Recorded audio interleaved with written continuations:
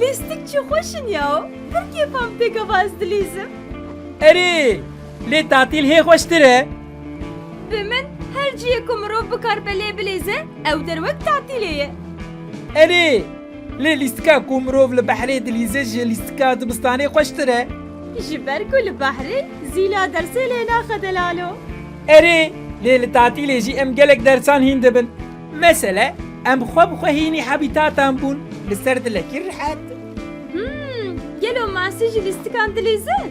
از دبین مهال حبیتاتا خواه به هوال هو گرین خوره دلیزن لی از دبیم یا هری خوش او رق بکن محفتیا بوریدید هم لبجاهی هم جی لآوه دکاره به هوال خوره بلیزه کالیب نره ابنه و کوسی بو بوی حالی نها چقدر زحمتی دکشینه گوا صوبری دکه و لیستکان دلیزه کامالی کاریاوی بکن چقدر خراب خویا دکه اف کیس جبو حیوان بنی آوه تالوکه هر حال گلو داوه ده پر هنه آن کیس جی چتکی جی حبیتاتا آوه یقی لیش بو وی یکی دوی نزندی بقی پوشت زندیه گلو سلاف دف جوان کوسیان بردن ایدی وی وکسا باوان درخص گیدی نا بیجاره نمه کیس دف جی کوسی برنه دایه کابی نره ما او خلاص کرد کچی ایشی کیس دا آوه ده هیه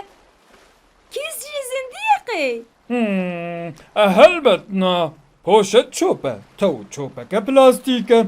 دوی او ند بحری دبه نخواد چه ماده بحره ده بو؟ جبر کو هن انسان وان طاویجین جین خلط دینا خو بدن من پوشت پلاستیکه او پلاستیک پشتی گلک سالین دو و دریج درزه او تبلی خوزای دبه او دوان سالین دو و دریج ده دبه کو زراری بدن جیانا گلک زندیا جویره دبیجن قریجیا در دوری ایگا و انوان پوشتین بونه چوب باویجن در دوره گلو جبو زندین حبیتاتا بجاهی نابن تالوکه صحت خوش قریجیا در دوری جبو حبیتاتان تالوکه که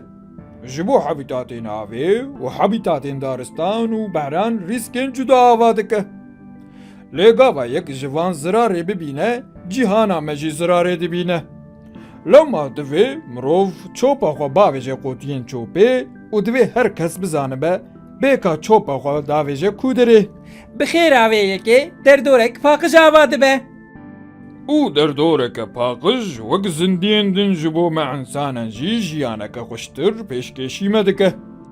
جبر وان چوپان دبکو ام جین خوش بکفن و جینگهن خوش دست بدن